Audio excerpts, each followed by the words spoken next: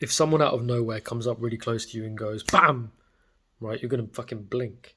You're going to blink. It's an automatic reaction. When you touch a hot stove, you're going to pull away instantly. It's a reflex reaction. It's very quick. It's very simple. Is PMO addiction the same? Is the act of finding my way home, turning on my computer, finding the website, scrolling through and selecting, and then jerking off, is that a simple reaction, or is that a very complex reaction? Extremely complex. It's not as quick as it's not just a blink. It's not an involuntary reaction at all. It's extremely complex.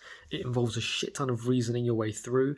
It's not just a quick nerve action.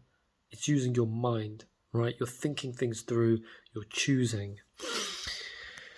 The reason why it seems involuntary is because you've been convinced that it's involuntary, and because you see massive benefit in continuing using PMO. And because you see these massive consequences, you think, I must be out of control. It doesn't make sense in your mind that you would PMO at the expense of your health and your virility. That whole concept doesn't make sense. Well, let me tell you, you make that trade every time you do it, and it isn't an involuntary thing, because how could it be? Does the PMO grasp your mind and brainwash you and turn you into a PMO consuming zombie? No, it doesn't. Nothing can make you do that. Nothing can make you do that. You know, we see that people are like brainwashed and they turn into like agents or zombies.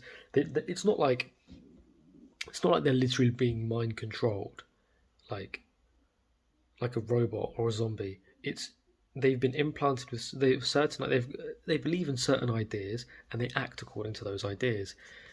With addiction ideology, it's no different to like old school brainwashing, how they did in like propaganda days, and how like the media and all of that try to push certain narratives and whatnot. When you believe in addiction, right, you hold on to those ideas, and those ideas are what you in your own head draw upon and reason through. Yeah, this is a good idea. Do you see that's what's happening? If you believe it's really hard to quit PMO, you believe that life without PMO is going to be horrible, that you're not going to be able to deal with certain situations, it's going to feel like PMO is this sparkly, great big disco ball that you need in your life, and no wonder you're motivated towards it.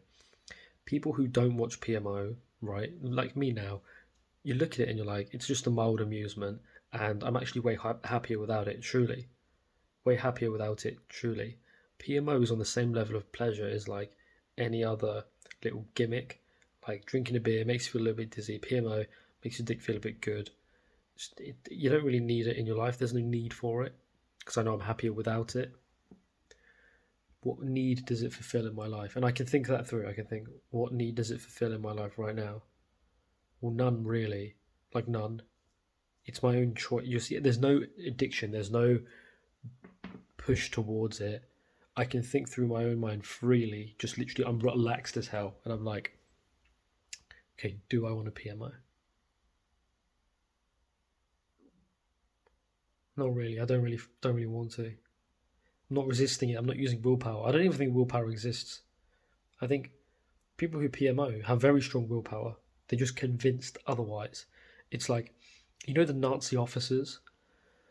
The Nazi officers, right, would think that Jews are bad, and they would be extremely anti-Semitic, and they would mistreat people, right? They are winning at mistreating people in the same way that you are winning at PMOing. You're just implanted with the wrong ideas. And it doesn't mean you're programmed in a certain way, that you're caused and you're compelled. It's just that you hold on to certain ideas which you then draw upon when you reason through what you want to do with your time and with your energy right now. Right? It's no different to any other choice. It's just that because you might have these beliefs that are so strong, like I need it for happiness, or I'm addicted to. These are very strong beliefs. And therefore, because you desire it so greatly, you're willing to sacrifice things that people cannot. People from the outside will look at you and be like, oh my God, you're sacrificing your penile health. You're sacrificing your mental. You know all the negatives. But in your head, in the PMO user's head, they're like, well, I don't have a choice. Like, I might as well just do it. Like, am I really going to have to survive my whole life without my crutch, without the thing that I really need in my life?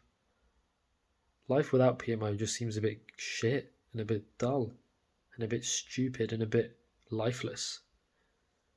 That's when you're a PMO user. When you realise PMO doesn't really have much to offer, I'm not addicted, and then you run the informed experiment and you realise for yourself, I don't actually need it. Life's actually pretty good without it. PMO doesn't actually serve a purpose. Why would I do it? There are things that are equally pleasurable as PMO. I'm not compelled to do it.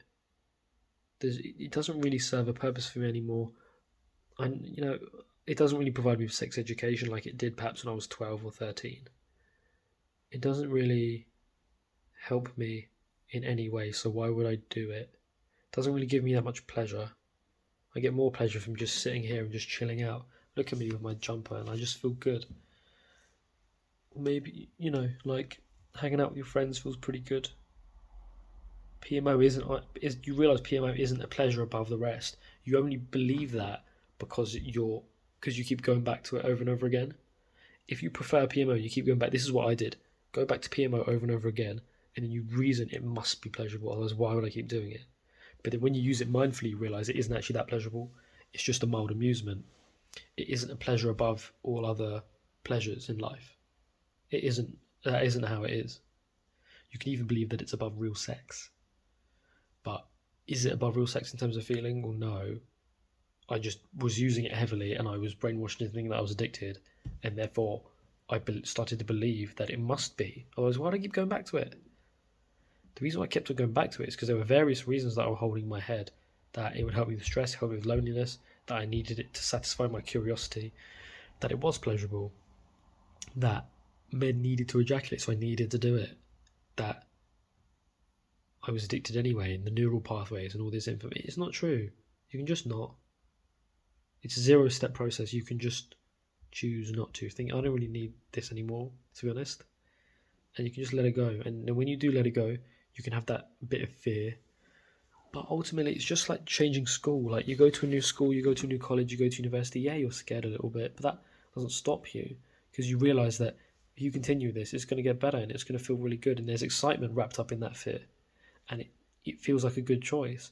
When you buy a new phone or buy a new laptop, it's new, you're not really sure about it. Maybe the buttons are in a different place.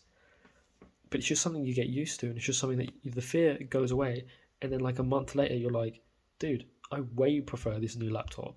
I way prefer this new car. I way prefer this new phone compared to my old one. There was a period of adjustment.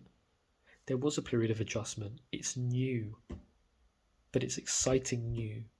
There's adjustment in the sense that some things are different, but that just takes some getting used to. It doesn't mean that you're compelled to go and return and buy the old phone. We can move on in life. We move forward, right? Moving forward and moving past things. Letting certain things go, letting certain new things come in. All right? Read the freedom model. It goes into all of this. I'm not just making this up off the top of my head. I'm really not. I haven't put in like decades of work to sort this out. I'm not reinventing the wheel here. These guys have already done it, thank God.